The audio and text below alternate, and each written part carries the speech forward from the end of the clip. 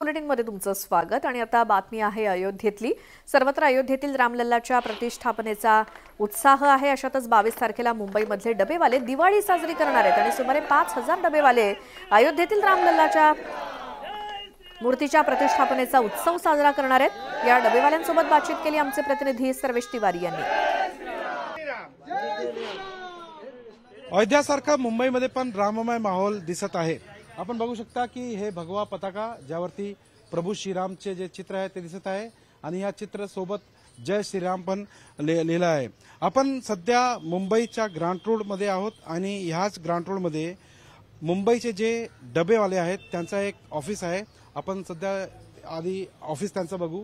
हे लहानचं त्यांचं छोटंसं ऑफिस आहे ग्रांट रोड मध्ये आणि ज्याप्रमाणे अयोध्यामध्ये प्रभू श्रीरामची प्राणप्रतिष्ठा होत आहे त्याच प्रमाणे मुंबईमध्ये त्याच दिवशी 22 जानेवारीला मुंबईचे जेवढे 5000 पेक्षा जे डबेवाले आहेत त्याच दिवशी दिवाळीचा जे त्योहार आहे ते सेलिब्रेट करणार आहेत। आपण थेट बोलूया जे उके साहेब आहेत डबेवालाचे प्रेसिडेंट आहेत। उके साहेब 22 जानेवारीला काय एक अजून दिवाळी 550 वर्षाचा इतिहासानंतर श्री प्रभू रामचंद्राच्या अयोध्येमध्ये प्राणप्रतिष्ठा होणार आहे आणि हा प्रत्येक देशवासियांना आनंदाचा क्षण आहे की ह्या क्षणाची ते वाट पाहत होते।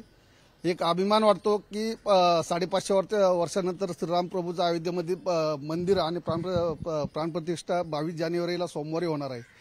तर ह्या कार्यक्रमामध्ये आम्ही डबेवाले सुद्धा पूर्णपणे सहभागी होणार आहे की जसं आपापल्या घरी दरवर्षाला दिवाळी बनवतात, मुलांना खाऊ फटाके हे करतात, त्याच माध्यमातून डबेवाले सुद्धा आपापल्या घरी किंवा आपापल्या एरियात आम्ही सुद्धा आमच्या कार्यालयामध्ये दीप लावून ती दिवाळीप्रमाणे साजरा करणार आहे आणि ह्या गोष्टीचा आम्हाला खूप अभिमान आहे आणि या सर्व कामाबद्दल आम्ही देशाचे पंतप्रधान माननीय नरेंद्रभाई मोदी यांचं अभिनंदन करतो।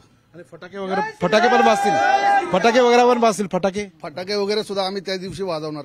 कॅमेरामन सरोज जलाल सोबत सर्वेश तिवारी, न्यूज 18 मुंबई।